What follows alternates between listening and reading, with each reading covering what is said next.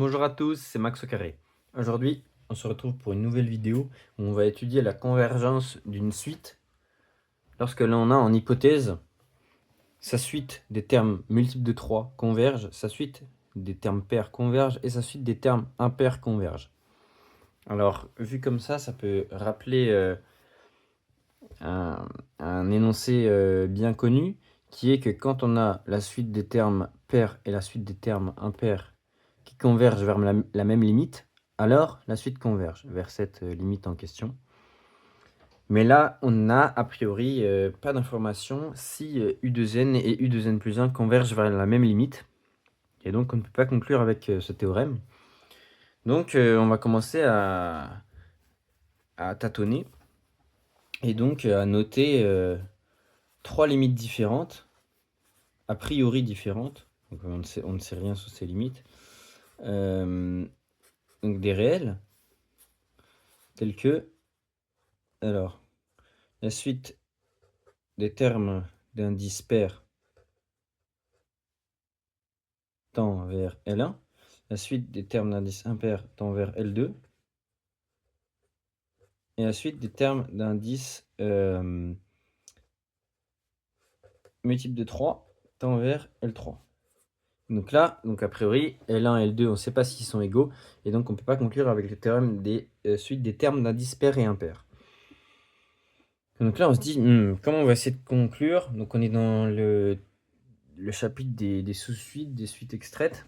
Est-ce que, à part le théorème des suites des termes d'indice pair et impair, on n'a pas un autre théorème, un théorème qui nous dit que si on a une suite qui converge, alors toutes ces sous-suites convergent, et ce, vers la même limite. Tiens, est-ce qu'on ne pourrait pas trouver des sous-suites de U2n qui seraient intéressantes pour dire qu'elles convergent vers L1, et des sous-suites de U2n plus 1 et de U3n. Et là, on se dit, ah bah tiens, si on prenait un truc comme U6n. U6n, je peux l'écrire comme U2 fois 3n. Ah, donc c'est une sous-suite de U2n. Puisque je peux l'écrire comme... ici, je remplace par un phi de n, où phi est une application strictement croissante. Donc tiens, c'est une sous-suite. De la suite des termes d'indice pair, j'extrais la suite des termes multiples de 3. Donc ça me donne la suite des termes multiples de 6 de la première suite. Ok. Donc on a cette suite qui tend vers un temps plus infini, L1. Mais tiens, U6n, je peux aussi écrire ça comme une sous-suite.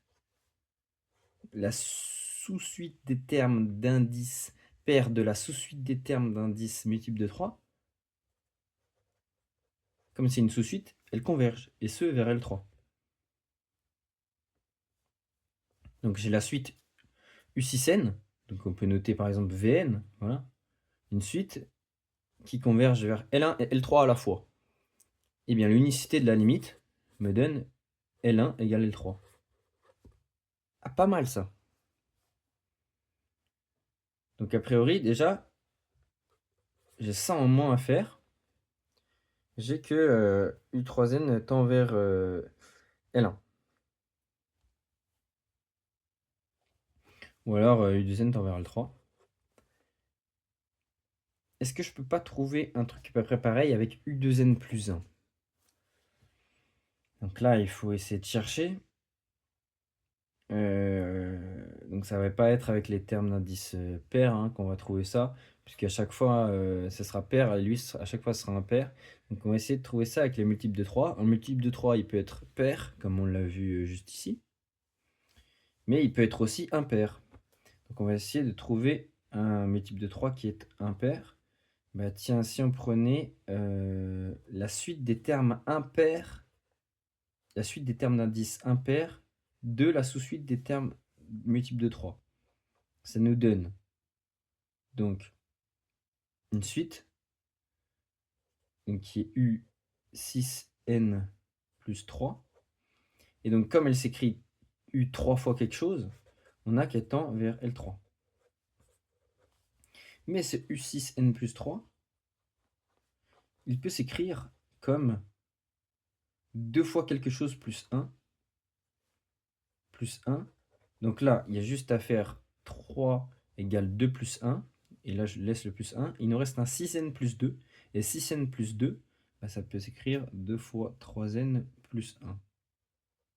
Et tiens, on a trouvé la suite, donc la sous-suite des termes d'indices congrus à 1 modulo 3 de la sous-suite des termes d'indices impairs.